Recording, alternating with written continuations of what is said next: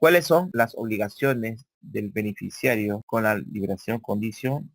El condenado que obtiene una liberación condicional está obligado pues a observar las reglas de conducta que el juez de ejecución penal le impuso en la resolución que le concedió el beneficio, tal como lo dispone el artículo 58 del Código de Ejecución. ¿Sí? Entonces, el control de estas reglas de conducta corresponde al área de medio libre de la administración penitenciaria, es decir, del INPE, lugar donde el beneficiario deberá apersonarse cada 30 días para dar cuenta de sus actividades, qué realidad está haciendo, trabaja, estudia u otros. Y además tiene la obligación de firmar el registro correspondiente. Muy bien.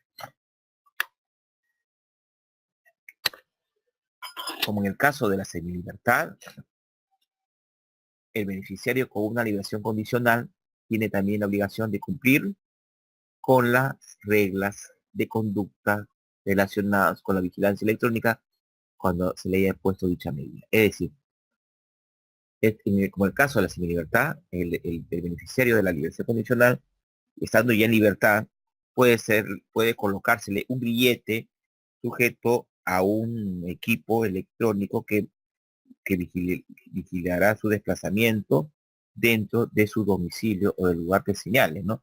Es decir, el desplazamiento dentro de su radio de acción. Requisitos especiales para acceder al beneficio de libertad y liberación condicional. Es decir, aquí son requisitos ya que van, se les exige a los internos que solicitaron cualquiera de ambos beneficios. El primero de ellos es el del informe médico y psicológico para casos de violación sexual. Solamente aquellos internos que hayan cometido violación sexual. Los condenados por el delito de violación sexual que puedan acceder a la libertad y liberación condicional, además de los requisitos ordinarios antes señalados, deberán presentar un informe médico y psicológico que se pronuncie sobre la evolución del tratamiento terapéutico relacionado con su redactación social, tal como lo dispone el párrafo final del artículo 178A del Código Penal introducido por el artículo 2 de la Ley 26293. ¿Cuál es el otro requisito? El pago de la reparación civil y multa como requisito para acceder a la semilibertad y liberación condicional. Es decir, que estos pagos se señalan en la sentencia condenatoria, ¿no? ¿Cuáles son? ¿Cuáles son? Que debe haberse pagado la reparación civil, monto pecuniario señalado en la sentencia, y la multa que se imponga también. Y se establece la obligación del sentenciado a pagar un monto de dinero a favor de la víctima, es decir, del agraviado, sus familiares o el Estado. El pago del monto de la reparación civil eh, y multa como requisito previo a la concesión de estos beneficios penitenciarios ha sido introducido en los últimos años para los siguientes delitos: exposición o abandono de menor o persona incapaz si resulta lesión grave o muerte y estas pudieran ser previstas. También para el delito de exposición a peligro de persona dependiente si resulta lesión grave o muerte si estas pudieran ser previstas. Secuestro, trata de personas y extorsión. ¿Qué otros delitos? Asociación ilícita para delinquir cuando los hechos materias de condena que estén relacionados con atentados a la administración, contra la administración pública, contra el Estado, la defensa nacional y contra los poderes del Estado y el orden constitucional. Atentados contra la seguridad nacional y traición a la patria. Rebelión, concusión en todas sus formas. ¿Qué otros delitos? Peculado en todas sus modalidades, excepto la forma culposa. Corrupción de funcionario, todas sus modalidades, incluidas las cometidas por particular. La exigencia de este requisito, cuyo incumplimiento impide pues que el juez conceda el beneficio penitenciario en los delitos antes mencionados ha sido objeto de observación por algunos sectores, afirmándose que tal exigencia carece de legalidad, por cuanto constituye una limitación a la libertad individual por una obligación pecuniaria, prisión por deuda. Es decir, pues algunos postulan que no se puede mantener a una persona en prisión por el hecho de que no haya pagado la reparación civil o la multa, ¿no? En forma dineraria, porque esto contraviene al principio de que no existe prisión por deuda, ¿no? Sin embargo, el Tribunal Constitucional en su reiterada jurisprudencia ha señalado que no se trata pues de una deuda, sino de una consecuencia de la pena, razón por la cual no afecta derecho fundamental al otro. Esto se dijo en la sentencia emitida en el expediente 7730-2005,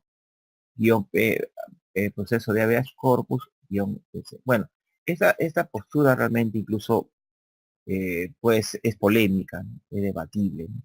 Porque mm, yo considero sencillamente que no se puede, o sea, no se debe estar sujetando a nadie a prisión si es que no pagó determinada multa o reparación civil, ¿no? Porque bajo la calificación de reglas de conducta, ¿no? Una especie de reglas de conducta, ¿no?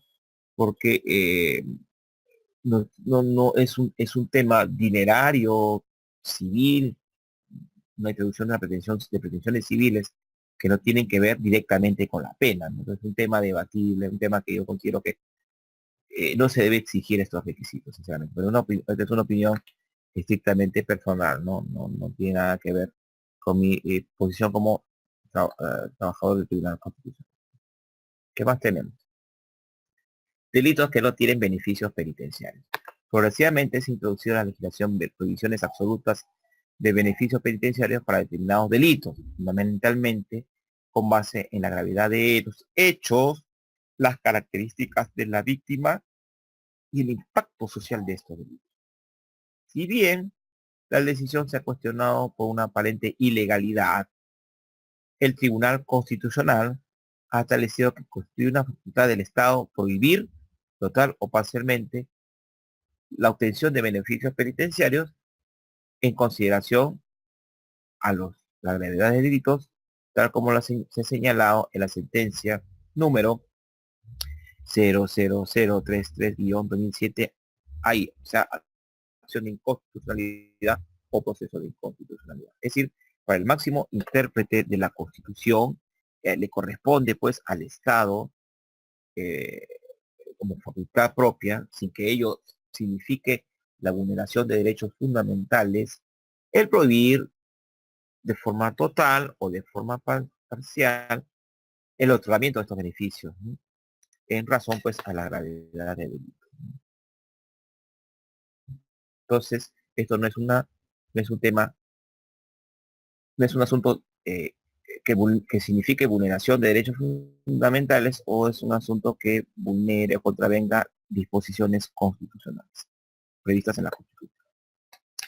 En los delitos que se indican a continuación no posee ningún beneficio penitenciario. Forma agravada de trata de personas, no le corresponde ningún beneficio. Violación de menor de edad, previsto en el artículo 163 del Código Penal modificado por la Ley 28704, publicado el 5 de, de abril de 2006. Violación de menor de edad seguida de muerto o de lesión grave, no le corresponde beneficio alguno, previsto pues en el artículo 173-A del Código Penal, modificado por la Ley 28.704, publicado el 5 de abril de 2006.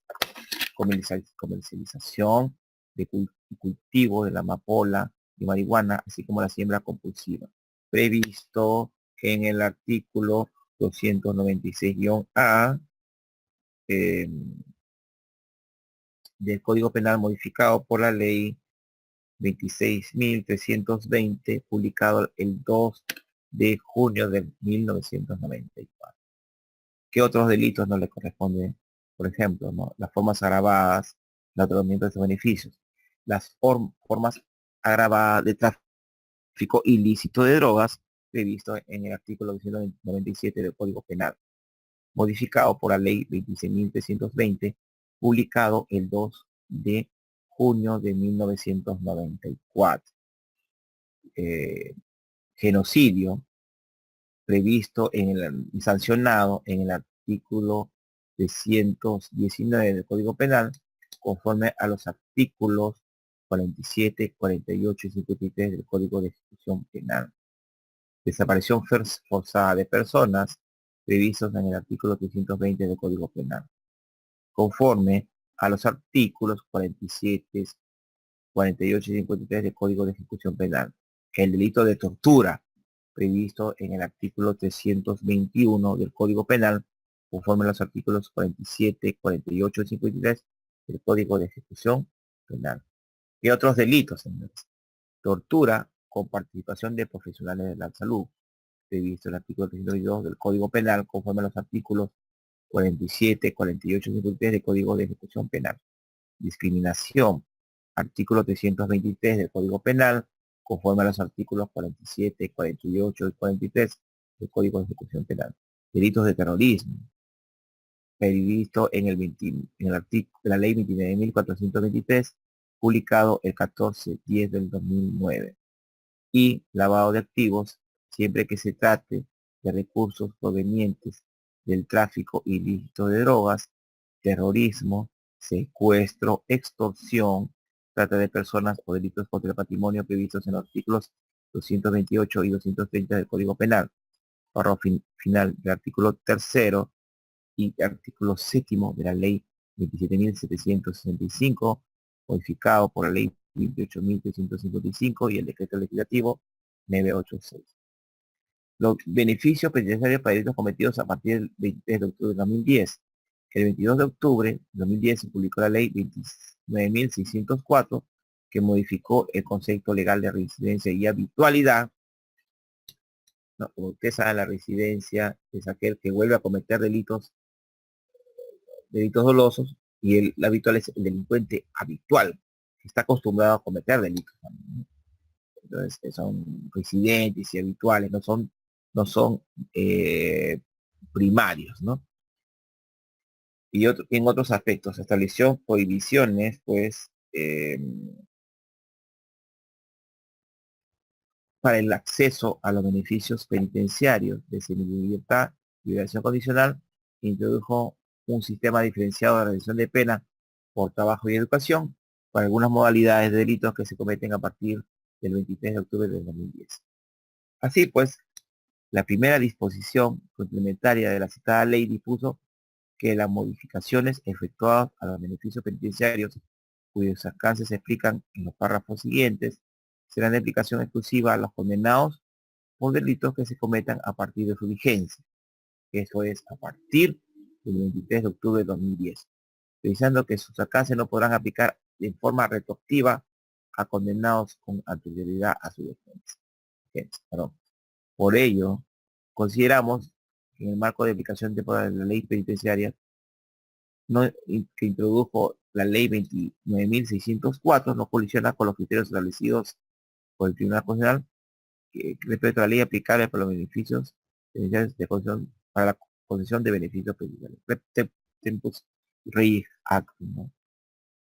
Entonces se aplica eh, a los condenados a partir de su vigencia, se aplican o sea, las prohibiciones de otorgamiento de beneficios, de los citados beneficios, se dan a partir de la vigencia de la ley 29.604 del día siguiente de su publicación, ¿no? Esto es del 23 de octubre de 2010, no antes, no se aplican de forma retroactiva. Sin embargo, en esta parte se puede afirmar que se trata de dos mecanismos de aplicación de ley en materia de beneficio penitenciario que no se ponen ni contradicen, de los cuales se derivan los siguientes criterios. Para los delitos cometidos a partir del 23 de octubre de 2010, que no han sido incluidos expresamente en la ley 29.604, se aplican los criterios establecidos por el Tribunal Constitucional. Es decir, se aplica la norma al momento de la solicitud del beneficio penitenciario por parte del interno. Para los internos primarios que a partir del 23 de octubre de 2010 hayan cometido los delitos previstos en el artículo 108, 121-A, 121-B, 189, 200, 325, 326, 327, 328, 329, 330, 331, 332, 346 del Código Penal, se aplicará la ley 29604 en caso de redención de la pena por el trabajo y el estudio. Para los casos de residentes y habituales que han cometido nuevo delito doloso a partir del 23 de octubre del 2010, se aplicará la ley 29604 para fines de redención de la pena por trabajo y estudio. Muy bien. A ver, un momentito. Para los delitos cometidos a partir del 23 de octubre del 2010, que la ley 29604 ha incluido en los artículos 46b, 46c del Código Penal, artículo 108, 121-A, 121-B, 152, 153, 153-A, 173, 173-A, 186, 189, 200, 297, 319, 320, 321, 325, 326, 327, 328, 329, 330, 331, 332 y 346 del Código Penal, se aplican los parámetros establecidos en la citada ley. La semilibertad y liberación condicional para residentes y habituales. De conformidad con el artículo 426 del Código Penal, modificado por la ley 29.604, tiene la condición de residente el que después de haber cumplido en todo o en parte una condena a pena privativa de libertad, comete nuevo delito doloso en un periodo que no sea los 5 años. Es decir, aquella persona pues que cumplió su pena, condena por un delito anterior, o se encuentra o ha cumplido parte de esta condena y comete un nuevo delito en un periodo que no sea los 5 años de la condena anterior o del cumplimiento de la condena anterior. La residencia constituye, pues, una circunstancia agravante, ¿no? Razón por la cual la citada norma autoriza al juez después de ejecución penal el incremento de la pena de reincidente o del juez penal, mejor dicho, perdón, hasta en una mitad por encima del máximo legal fijado por el tipo penal, cuando se ha incurrido en nuevo delito no considerado agravado. Es decir, el máximo de la pena por el segundo delito se le incrementa una mitad a ese máximo de la pena. Si la reincidencia se produce en los delitos previstos en los artículos 108, 121-A, 121-B, 152, 153, 153-A, 173, 173-A, 186, 189, 200, 297, 319, 320, 321, 325, 326, 327, 328, 329, 330, 331, 332 y 346 del Código Penal, la agravante tendrá dos efectos. El juez aumenta la pena en no menos de 2/3 por encima del máximo legal fijado para el tipo penal hasta la condena perpetua, hasta la cadena perpetua. Es decir, juez en el actual delito, el máximo de la pena se le incrementa en 2/3 más, en el caso de los delitos anteriores. Y no se aplicarán tampoco al reincidente los beneficios penitenciarios en los señalados delitos de semilibertad ni de liberación condicional. En consecuencia, no procederá el beneficio de semilibertad ni de liberación condicional a los autores o partícipes del delito que tengan la condición de reincidentes, ¿no? eh, ¿qué más?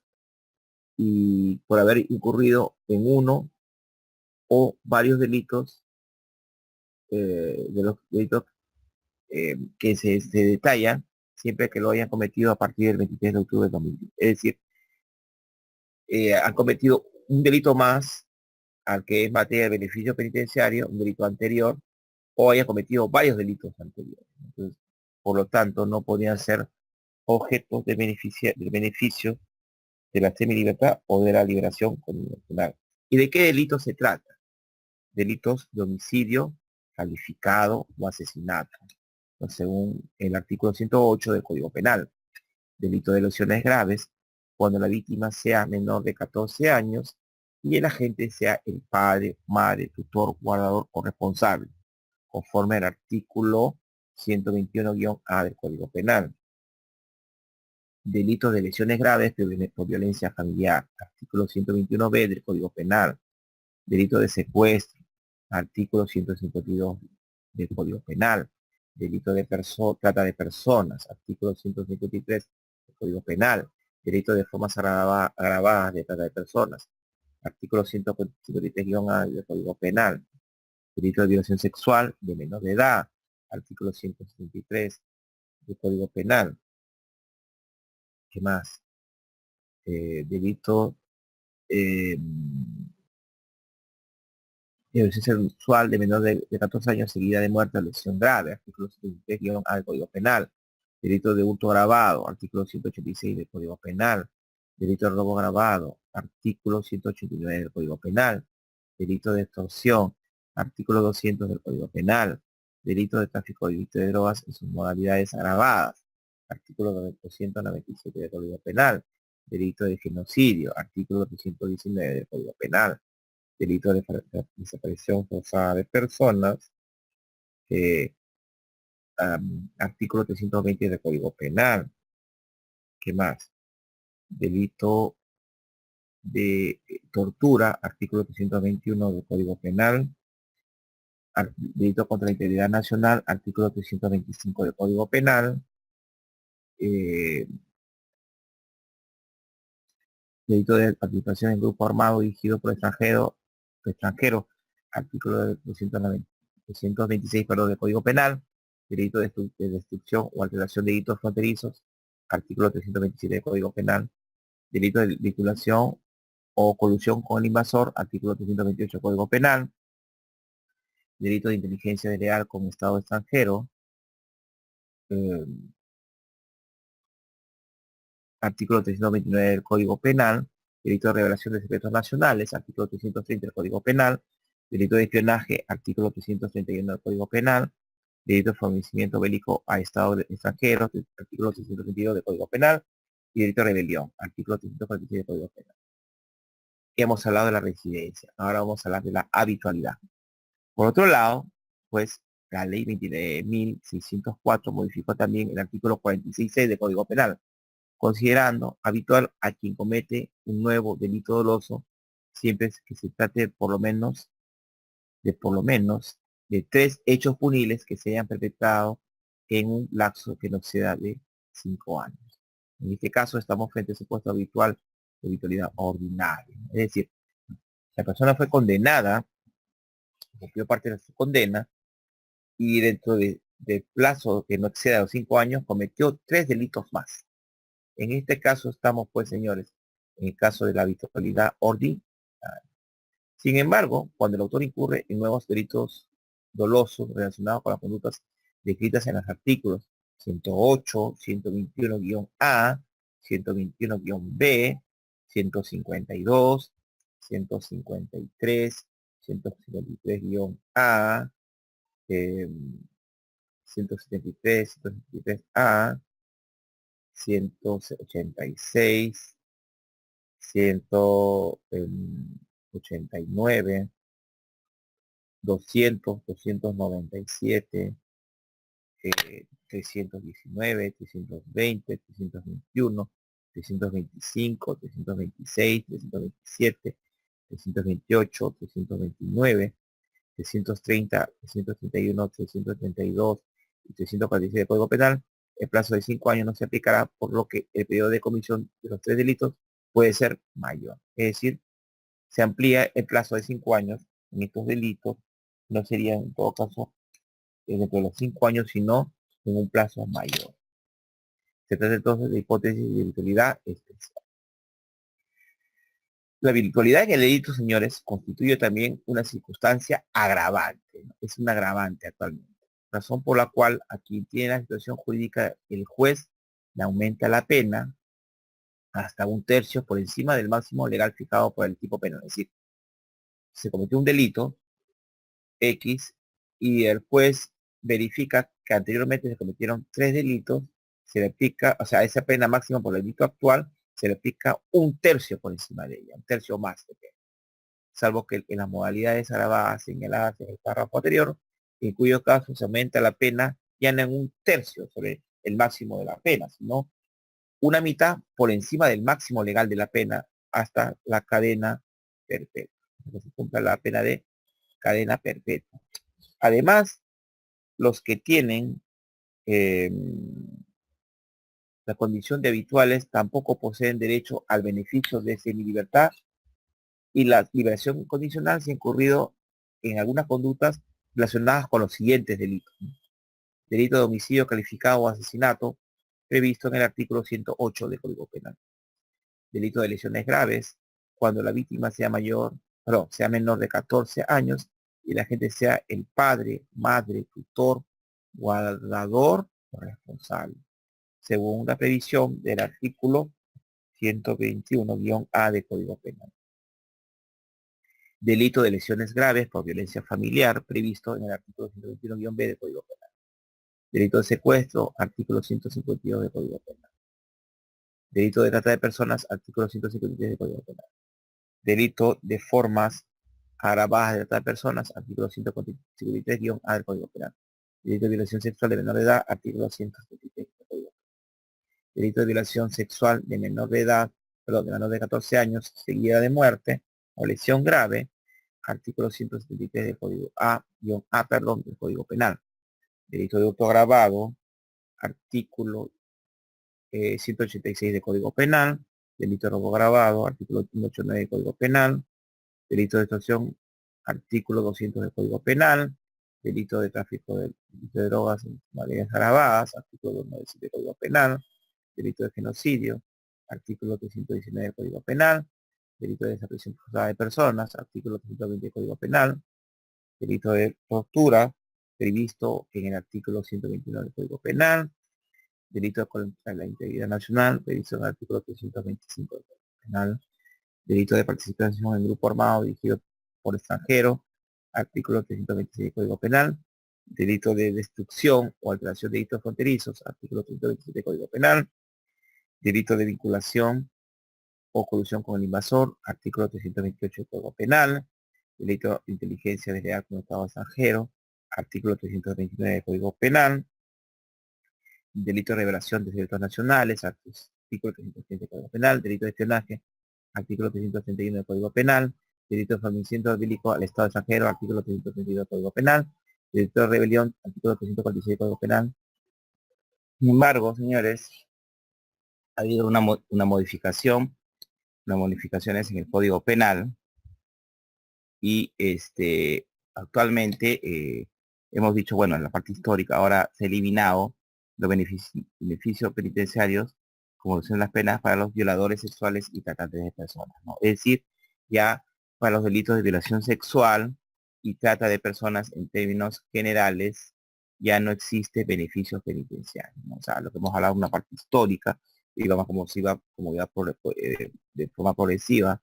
Sin embargo, actualmente con estos últimos paquetes de medidas que ha dado el gobierno para la lucha contra los delitos de violación sexual y la trata de personas, ya no existen beneficios penitenciarios. Además, debo acotar que estos delitos tampoco prescribirán. Es decir, que el autor de los delitos serán perseguidos hasta su muerte, ¿no? O sea, se están endureciendo no solamente las penas contra estos violadores, sino que ya hay ausencia de beneficios penitenciarios algunos para los violadores sexuales y para los tratantes de personas, ¿no? Y y endurecimiento de penas. Bueno, resumen de lo que hemos hecho. La clase ha sido muy rápida porque obviamente el tema no es muy extenso, ¿no? Los beneficios penitenciarios de semilibertad y liberación condicional se le otorgan a determinadas personas si cumplen ciertos requisitos, ¿no? Para ello, estas personas deben solicitarlo por escrito ante quién, o sea, son personas ya condenadas, son internos condenados, ¿no?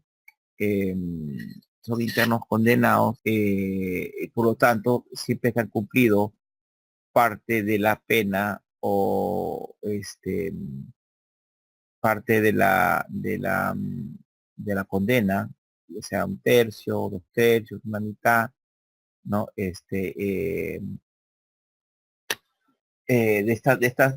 estas condenas, y siempre que en algunos casos demuestren su rehabilitación, reeducación, es decir, aunque ahora ya no es un requisito, pero abona a su favor que hayan laborado, que hayan trabajado o y que también estando en libertad van a continuar con estas labores que significan su readaptación social, harán merecedores de determinados beneficios de estos beneficios, ¿no?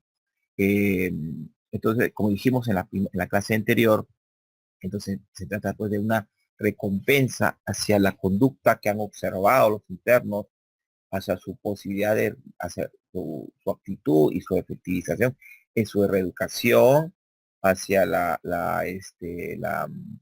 eh, hacia la posibilidad de que estando en libertad no van a cometer nuevo delito doloso, que van a poder trabajar, estudiar, ser útiles a la sociedad.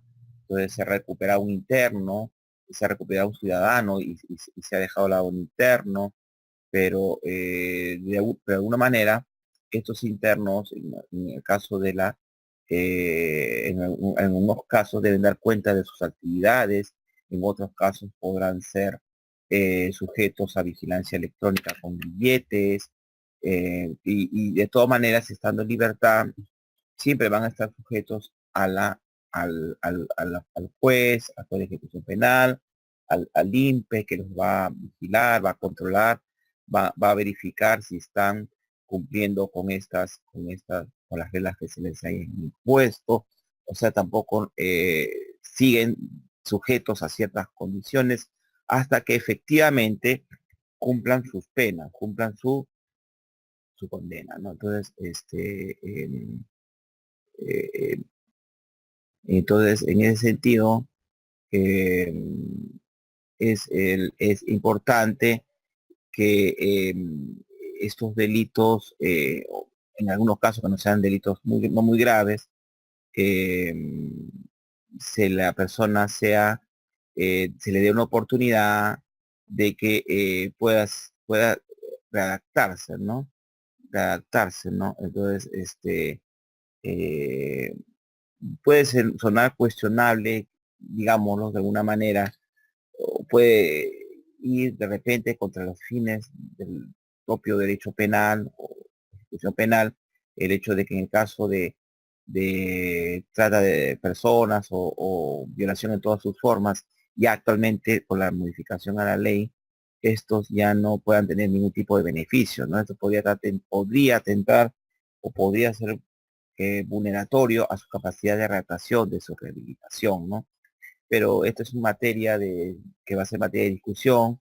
Por un lado se ha ponderado a favor del endurecimiento de penas y no de beneficios para estos delitos tan graves, tan execrables que todos los días vemos que se cometen, incluso que siguen siendo seguidas de muerte, como el caso último en Guarán, de una niña de 10 años.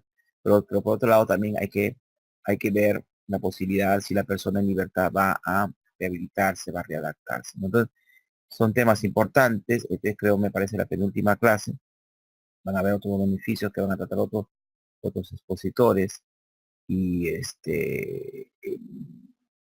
en todo caso, por mi parte, bueno, eh, por mi parte, ya no, ya muy complacido realmente de haber dictado segundo diplomado para Club de Abogados y estamos muy llanos a las preguntas que ustedes quieran hacer, ¿no? En todo caso, estamos, estamos, eh, estamos muy complacidos de seguir aportando académicamente y nada, ¿no? Hasta otra oportunidad y espero que con lo que mi parte le corresponde haya satisfecho estas inquietudes desde el punto de vista académico y haya cumplido con hacerle llegar estos modestos conocimientos y la experiencia también que tenemos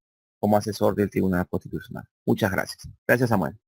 Bien, muchas gracias, doctor Guillermo. Y como usted bien mencionó, ya nos estaremos viendo en la siguiente sesión o en la siguiente diplomado que nosotros contamos y siempre estaremos muy agradecidos con su participación, doctor Guillermo. Muy bien, muchas gracias. Gracias a todos los participantes.